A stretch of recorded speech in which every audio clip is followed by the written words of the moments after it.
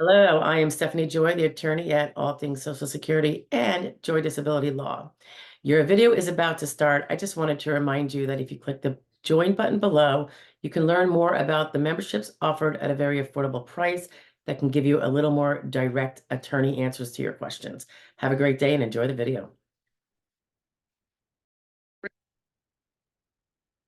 So I had a recent question about if someone has 38 credits and they need to get insured status for a claim on their own work record, can they work 6 months to get the other two? Well, there's a couple things that might actually be better than that. If they're showing 38 credits on their Social Security earnings report that you can get from ssa.gov/my account, if you're not already in your account, I would suggest you always download that. If they, it could be that if they worked, let's say last year, that those numbers have not yet been, recorded to show up on the credits. So make sure of that. But also, it used to be you had to work each quarter an amount enough to get that quarterly credit, which I think is about $17.30 right now. I think. They fly out of my head because they all change and we have like 50 million of them in our heads. So you'd have to work a certain amount every quarter to get 1 quarter, 2 quarter, 3 quarter, or up to 4 quarters for the year. That's no longer true. And it hasn't been for quite some time, although I don't know when it changed. So you could work enough for 2 credits all in January or all in January, February. You could do the same thing with all 4 credits. Now, of course, if the aim is because you're disabled and you want to keep it under SGA, then keep it under SGA while you do those earnings, and that might make it take longer, right? So if SGA is $1,550 this year per month, if you made $1,500 in January, $1,500 in February, $1,500 in March. So what would that be, guys? $4,500. That would be at least those 2 credits. So you could have them all earned while staying under SGA in your first quarter. And you don't have to work for 6 months. On the same token, you might like having that added income in there, which should be a very part-time nature and not contrary to any of the things that you say you can't do. So that's a whole nother thing about the merits of the job and how they fit in with your disability. But you do not have to spread it out and make sure you earn the second quarter within the second quarter. That doesn't count. What I'm not sure of, if anybody knows and has a citable knowledge, or if you don't, but because an SSA person told you this, I'll take it. I won't necessarily believe it, but I'll take it. Better yet, I like to see the rule or a POMS or something. But what I don't know is, while you earn the 2 credits, will they not apply them until the second quarter has passed, June 30th? So like if you make enough money in, let's just say it was January, to buy 2 credits, will they make you wait until June 30th to get them? I'd like to think not, but I can't say. Cannot say. So while you will have earned them and don't have to work anymore, you might not be able to use them yet, which is no big deal. Just file July 1st. Just put off the filing till then. Build your case. I always say you should be building your case before you even file it. There's so much that could be done that can really help you win on initial or recon if you have a winning set of evidence for your vocational profile. So there you have it. Okay, I will see if there's a video that explains a little bit more about earnings credits for any of you who are not sure what they are. Okay, I'll see if I can find it and tag it on here. All right, have a great day. Bye. Hey, so if the subject matter of the video you just listened to is of interest and you want more on it, stay tuned. Here's another one about the same topic, but a little bit different. Bye now. Hey, so we talk about quarters of coverage and whether you have insured status or you are uninsured for Social Security disability because you haven't worked in long enough, therefore you haven't paid the premiums lately through your taxes, and you're now uninsured, and you may or may not be able to get the welfare SSI. And mostly people don't prefer that one anyway. They want the stuff they worked hard and paid for.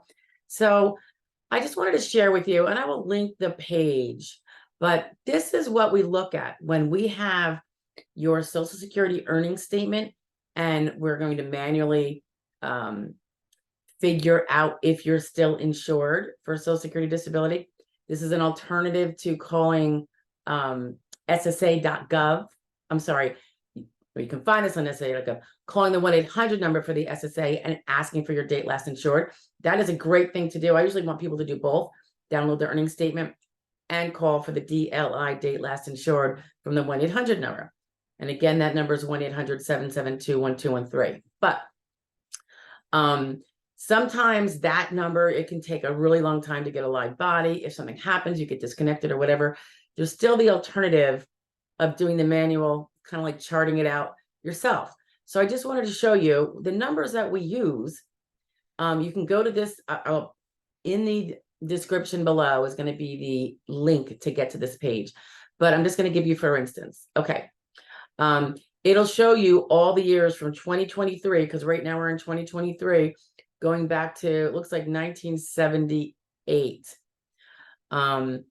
And for Social Security disability purposes, if you're saying you're disabled as of, say, this year, whatever quarter we're in, you're going to be looking at the annual incomes, and they're going to be listed on your earnings statement, and you're going to compare them to these figures. So if you probably won't be seeing 2023 income reported yet, because we haven't done those taxes, but you're going to see 2022, 21, and all the way back. If you had zero income that you properly reported and or paid taxes on, then you will have a zero there on your earnings statement. And the earnings statement is, you can go get that from SSA.gov, like I mentioned before, when you get into your own file there. But so when you look at your earnings for, say, 2022, so whatever number is there, the magic number for one credit in 2022 was $1,510. That's $1,510. You're going to look at your 2022 income, divide it by 1,510. If that is at least 4, you've got all 4 credits. It doesn't matter if it's 10 or 100, as long as it's over 4. So you paid for at least 4 credits, and that's the maximum we can buy in a particular year. That's the most we can earn. So whether you're a low earner or you're a high earner, there's really no benefit in terms of gaining your credits. The difference in income is a different benefit in terms of people who pay more taxes due to higher income are going to have a higher Social Security rate, generally speaking. Okay, so 2022, we have 1,510. Remember what I said. Divide your total income in that year, as noted on your earnings, by 1,510, 1,510. And if your number at least is 4 or above, you got all 4 credits. So write that down, 4 credits, 2022.